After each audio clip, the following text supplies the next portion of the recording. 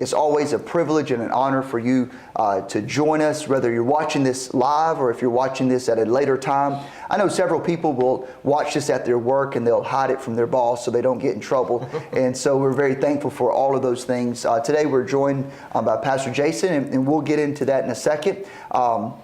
And also, Brother Aaron Limbaugh is behind the camera and behind the computer there. And so if you are watching this live and you want to jump in the chat session, throw a little chat out there, a little comment. We would love to connect with you in any shape, form, or fashion.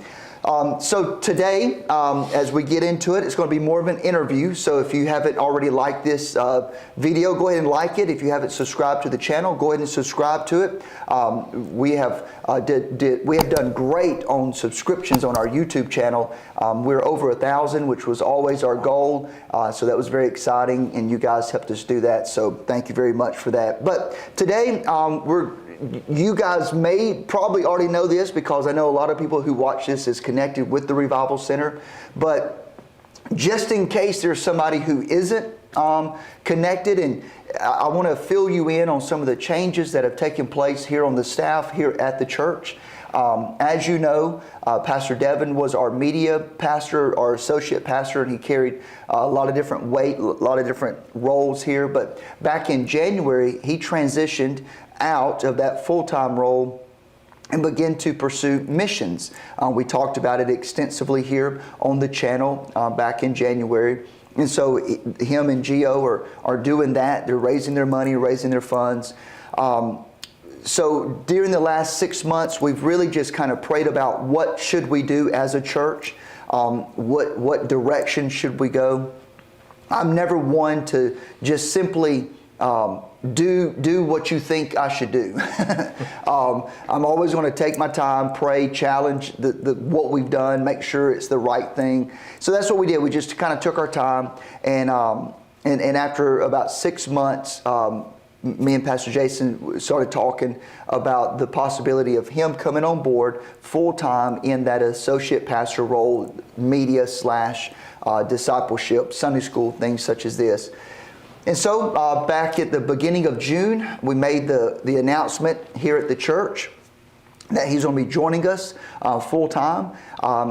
We haven't been able to make this introduction online yet through our media apparatuses, because as soon as he joined the team full-time, obviously his wife is our children's pastor, and they went in camp season. So for the first 3 weeks of him being here, he wasn't even here. He was somewhere else. So this is really the first time that we've had a chance to sit down and basically present him to all of you out there. So before we get into it, why don't you just welcome everybody and thank them for joining us today? Yeah, good morning, everyone. It's such a pleasure to be here. I'm really excited. Like Pastor Jason has said, it's been a wild, 4 weeks now? Man, June's almost gone. But great to be here, excited to be here, and just thank you guys for joining today. Yep. So as we get into it, this is going to be kind of like an interview where I really want you to learn him and to know him. Many of you know his wife, Tabitha, who's been on staff now since January of 2020.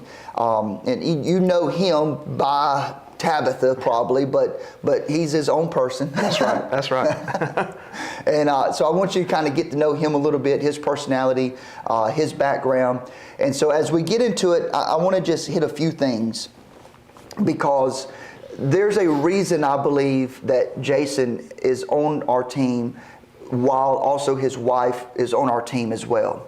And I want to frame it like this. I believe that the Bible teaches that a Christ-centered life is to be lived out in community. I believe that we're to do our Christian walk together. We're not supposed to try to live for God on an island by ourselves, or not connected to a greater body or a greater community. So with that being said, the two greatest commandments is relational. One, relationship with God, love God, and then the other is relational with people, love people. So Scripture bears that out, that we're to live our life in community. Well, if it's true, if that is true, and I believe it is, that we're to live our Christian life out in community with other believers, then I also believe that it's true that ministry should be lived out in partnership with other people, meaning a team, that we're to do this together and not to do it on an island or try to be a lone ranger just out there doing our own thing.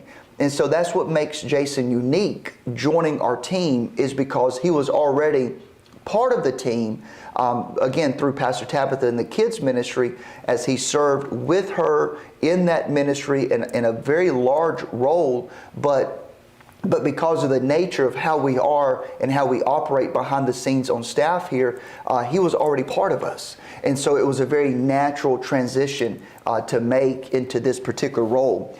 And when you think about, Jesus, how did he do ministry? Not the people part, not feeding the 5,000, but I'm talking about the ministry aspect of things.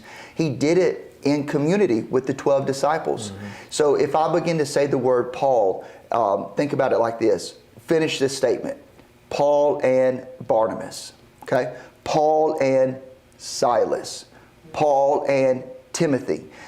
You begin to understand that Jesus had the 12 disciples, and Paul always had somebody with him in terms of partnership of ministry. Even John, the Apostle John, raised up Polycarp. Polycarp was a disciple of John the Apostle, who wrote letters after John had died, and is a direct link to the Apostle, because we do ministry together.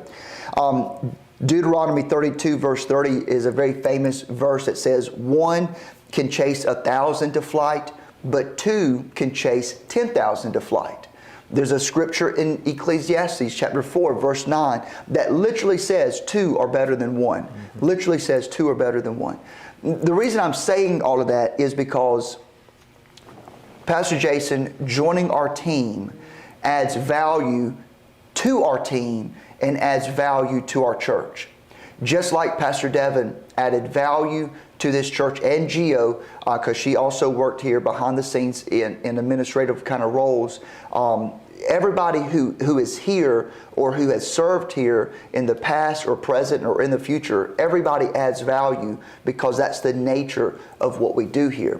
And so in order for Pastor Jason to add value to you, it's always good to hear someone's story. It's always good to hear their life experiences and how they come to be who they are. And so it's something that I enjoy. I love talking to people and hearing what they have to say about how they arrived to where they are, because it really does shape us. So with all that being said, Pastor Jason is on board as an associate pastor, so he's in charge of all of our media ministry here and all of our Sunday school and discipleship ministry here. The discipleship ministry used to be under Pastor Brandy, but as that ministry has grown through Build a Bridge, our mission ministry has grown, and also our outreaches, it was time to kind of make a shift there, and so we made that shift. During this interim time, there's been a lot of people behind the scenes to make this work.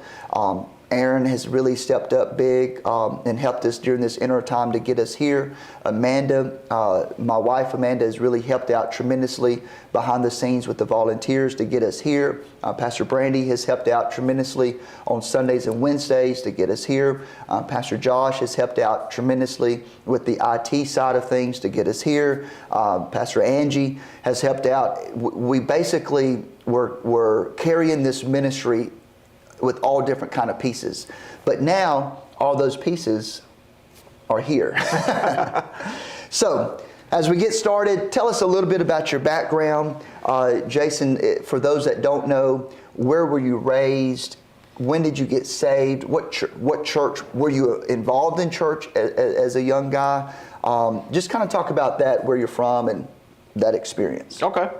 Well, I grew up in a small town in northern Jefferson County, Warrior. From what I hear, it's probably a lot of similarities with New Brockton. Oh, yeah. I think they were the same classification, like 2A, 1A. Mm-hmm. But I grew up there, graduated high school there. The high school doesn't exist anymore.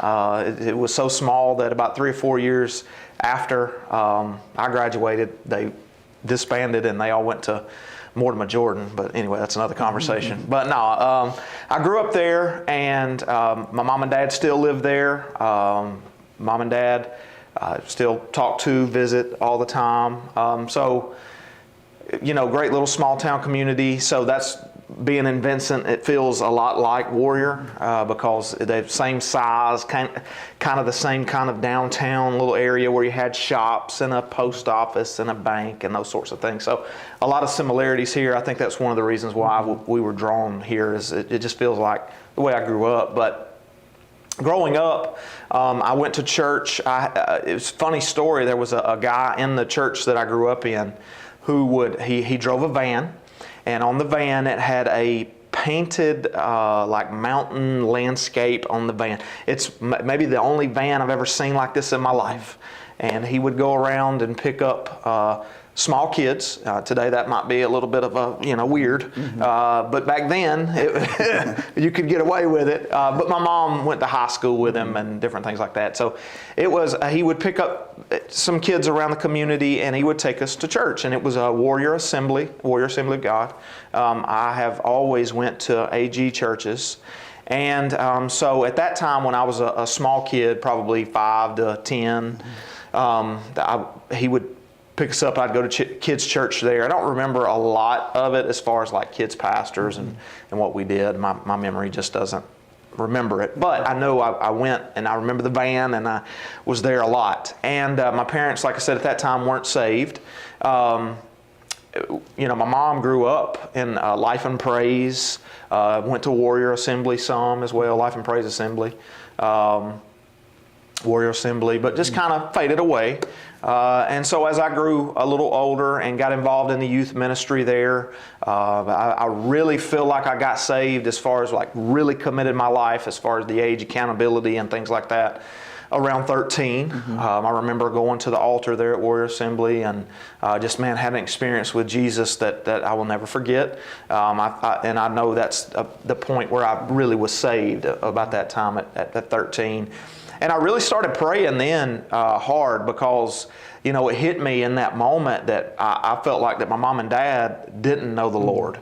And that was heavy. I didn't want anything to happen and them perish and not be in eternity with me. And so I really, really started praying, man. One of the things I can really remember in my life that I prayed really diligently for, really hard for, and I've seen those prayers answered.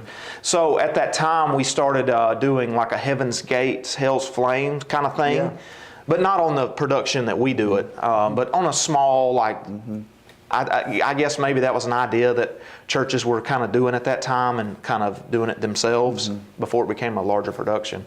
But I remember in the beginning I wasn't like involved in the acting of it, but I liked doing I can remember one of the first ones that we did, I sat in the tomb when Jesus was resurrected, and I ran the smoke machine. And so with that being said, I prayed and I prayed and I prayed, and Mom and Dad came to one of those. I was probably 14, 15 at that time because we had been doing them a couple years. And I remember Mom and Dad, coming to the altar at the end and giving their life. My mom, recommitting, but my dad, I think that was the first time my dad gave his life to the Lord. He grew up in a little bit different background with his mom and dad and things like that. Didn't really go to church, but I remember them getting saved, and that was an awesome time. They came to Warrior Assembly of God some, but they kind of felt a nudge to go other places, so they visited, I think, Gardendale First Baptist, Cathedral of the Cross. Kind of found a niche there when Mark Carell was there. But I grew up in Warrior Assembly through the youth group. I grew as a youth leader. We had a human video team as I got older. I taught a Sunday school class as a 17, 18-year-old youth class. And so my background was with Pastor Jimmy, who's still there, which is awesome. I mean, he's been there, I think, over 30 years now, and still going strong. Grew up with his kids as my best friends, and so anyway, that's a little bit about where I grew up. And when did you start to feel the call of God to pursue ministry?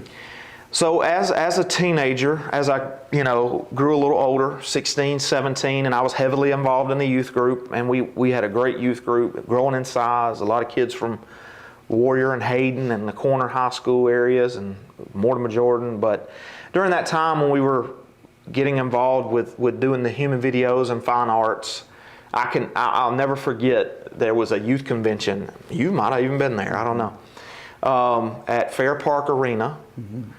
They used to do youth convention at Cathedral of the Cross, but this one particular year they did it at Fair Park Arena. I think I'm calling the name of Montgomery. No, it was in the Inslee, where the big place where they do all the track and field stuff now. Okay. They redid it. I don't know why they did it that year there, but they did it that one particular year there. And I'll never forget, during the altar time, it's like almost the Lord spoke to me, and it's almost like I was in the room by myself, and there was a ton of teenagers, like 1,000 or so. I mean, it was a big youth convention. And I'll never forget, I felt like the Lord say that you in a roundabout way, you'll be doing this for me one day. Kind of called into ministry. And I'll never forget that moment, because I was like, what does that mean? Because it wasn't like, I'm calling you to be a youth pastor, or it was just like a small little, that whisper, like with Elijah, God's voice. And it was almost like, you're going to be in ministry. And I'll never forget that moment. But I didn't know what to do with that in the moment. So I just kept going back through the youth group and, doing what we did, as taught Sunday school and did the human video thing. And just then, as I got older, we got married. And so I've been reminded of that over the last year. And now I see, kind of where we are now, that moment led to now. And your path to getting here was, first, I believe, you were a coach? So talk about that experience real quick. Yeah, so I went to college, started 2 years at Wallace in Hanceville, did my basics there. Transferred to UAB and finished up with a education degree, and went and started in 2005 and started teaching and coaching in Jefferson County. And was there 6 years, and then went to Walker County for a couple years and took a head baseball job at a small school there in Walker County. Well, same thing that happened to Warrior happened to the small school, Parish. They closed it, and so I went to another school and there in Walker County, and it just I was driving a long way. By that time, we had Brinley and maybe even Cameron, and just not spending a lot of time with family. The life of a coach. Even your summers where you think you have it off, you don't. You got to keep up with the Joneses with workouts and play dates, and it was the same way then. And so I just started feeling a pull away from it. I wasn't happy. And I just started praying. I think in 2015, Tabitha and I started praying, and like, Lord, if there's something else, I just wasn't feeling it anymore. And the Lord opened some other doors for me in 2015 to go into banking. So I went into banking for a while. Yeah. And you've been doing that all the way up until now. Yeah, started banking in 2015, March of 2015, and just left banking in May. Like 30 days ago. In May of 2024. So 9 years in banking. But see, I think all of that led to this, because being a teacher and a coach is ministry. I worked in retail in banks, so I worked with people. Not only my team, but customers. And same thing, I was educating, but more on a financial. But that's ministry, too. So I look back now and think all of those things prepared me for where I am now. So when did you and Tabitha meet and get married, and tell us that part of your story? Yeah. So we actually met through our Warrior Assembly. We went to the same youth group together. She like 2 years younger than me, so she went to Summerton Christian, and I think her mom and stepdad used to go to Warrior Independent Church of God and then started coming to Warrior Assembly. Well, we met through, like I said, the youth group, doing human videos, just being youth services together. And I guess you could say we're high school sweethearts. Love at first sight? Well, yeah. I mean, I don't know. Yeah, I liked her. Obviously. Thought she was really pretty. Now, love at first sight, that's, I don't know about that. But but we dated a few times through high school, and then, typical teenage relationships. But ended up my senior year, I really felt like that the Lord, and I know it's young, but I really felt like the Lord was leading me then to and led me to say, or told me that she was going to be the one that I married. And a little sidebar, I actually prayed that, kind of an odd request, right? Throwing out that fleece. But I said, Lord, if she's the one, let her make me a peach cobbler. I ain't even like peach cobbler that much. I'm a chocolate guy. But anyway, so lo and behold, we had dinner one evening, and she was like, well, I'm going to cook for you. And she couldn't cook quite then, as she can now. She can really cook. But she made a peach cobbler, and it looked like really stuck out. And, the Lord was like, here you go, And so we got married when I was 21 and she was 19. The Lord blessed us. Her grandparents had passed and left her a house as inheritance. And so at that point we'd been dating for 4 years, off and on for 4 years. And so we went ahead, got married, moved into the house. It was an older house. We had to remodel and things like that, but no house payment and all of that. And we lived right up the hill from her mom and stepdad for 5-6 years. And so at that point, we were off and running, both in school, both working part-time jobs, but we were married. How many more peach cobblers has she cooked since then? Quite a few. Yeah. I still like the peach cobblers, the banana puddings, and all those things. She's a really good cook now. Well, good deal. Well, thank you for sharing your side of that story. Of course, when for those that go to our church, they know Pastor Tabitha, in the children's ministry. Well, let's kind of turn our attention now and let's talk about the vision for media. Why do you think the media ministry is important? Why do you think it has value in our culture? And kind of, obviously, what Pastor Devin did here in media, he basically brought it to where it's at. He dug it out of the ground during COVID. Whenever COVID hit back in 2020, we had a vision for media, but it was like a long-term vision kind of thing, and was going to kind of roll it out. But when COVID hit in March, boom! I was like, "Hey, Devin, can we get this done by Sunday?" And I started working, and so that's kind of where we are now of what he had done. Right. So where do you see media going into the future? The importance of it, and just kind of talk about that a little bit. Yeah, I mean, I notice everybody has this right attached to them. I think pretty much how this world functions right now is off of phones, internet, computers. So it is so important. And if the church isn't in that avenue, I think the church could get left behind. Now, obviously, Jesus is going to have his church. I don't mean that, but as far as your church, you become irrelevant. Yeah, that's what I was about to say. You got to be relevant. You got to keep up with those sorts of things.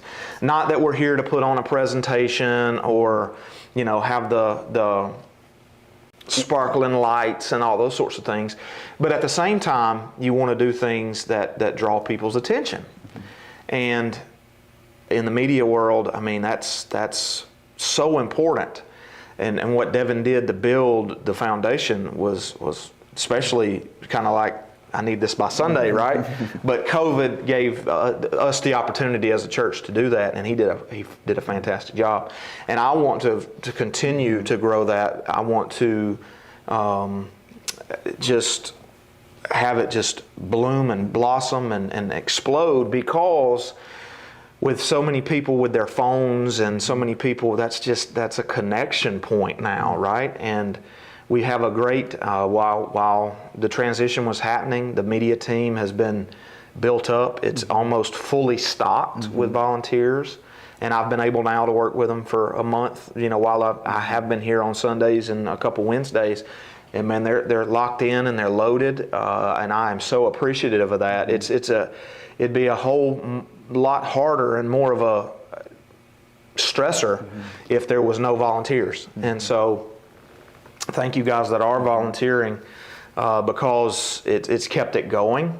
Amanda, I know, has done a great job building the team. Brandy, Angie, all the ones that you said, Josh, yourself. So all of that was important to get to where we are now. And what we want to do is continue to grow that.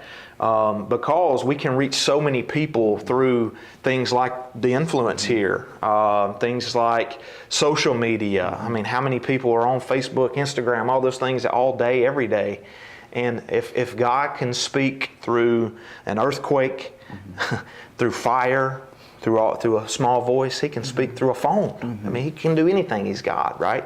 And so we want to be at the Revival Center. We want to be on the cutting edge, the top notch. We want to be elite, not perfect, to build our brand, but to build Jesus. Right. And so I want to continue to have that grow, continue to build in, people, volunteers. If you feel a pull towards, doing something with lights or pro presenter or whatever, right? All of that's important. May not be something that's shouted out to the rooftops, but that's the nuts and bolts of the services that keep them going. So. Yeah, social media is the language of our culture. That's right. If you was to go with me on a missions trip, and it doesn't matter where, I mean, literally down into the jungles of Ecuador, they don't have running water. They barely have electricity, like one light bulb. There's no cars. The only place you get there is by boat. You know what them jokers have? A phone. A phone with social media. Yeah, it's amazing. I'm like, how in the world do you have a phone out here in the middle of literally nowhere? Right. And on that phone you have an app, and so you have YouTube or whatever. You have people like Elon Musk that is putting the internet literally in every corner of this world. And so it is what it is. And so any church that dismisses social media or media, they do it to their own demise. Yeah, they're missing an opportunity. Yeah, absolutely. And so I'm very much looking forward to the future of the media ministry with Pastor Jason. Some of the ideas that we're kicking around is doing some of our own teaching series with other men in our church, and produce our own content in that aspect, because there's so much false teaching out there on the YouTube world. There's so many things that you just can't trust. That's right. So we want to put content out there to the best of our ability that you can trust, that it's coming from people that you live with, that here in our church, because we have great teachers here, and we want to give them a platform for that. So with that being said, the other ministry that you're overseeing is discipleship, Sunday school, community connections, things like this. So talk about that. Talk about your vision and what you see discipleship looking like here. So, the last thing that Jesus said before He ascended was, go and make disciples. What we want to do at the Revival Center is we want to make disciples. We don't want shallow Christians. And I don't mean that in a rude way, but it goes back to Jesus in the parable of the soil. We want believers here that have good soil, that are willing to grow deeper, because life's hard. This world's hard. The enemy doesn't like us. He's going to throw things at us to try to lead us down the wrong path. And it's so important to do discipleship in a way that builds strong believers, faith-filled believers, Holy Spirit-filled believers. And with us doing Sunday school, not a lot of churches do Sunday school anymore. With Sunday school, I'm really looking forward to, this is a good process. We average over 200 people still right now, even in the summer months in Sunday school. There's great teachers here, great classes. I'm looking forward to partnering with those. And I'm kind of the philosophy, if it's not broke, don't fix it. But at the same time, with that being said, there's opportunities for new classes.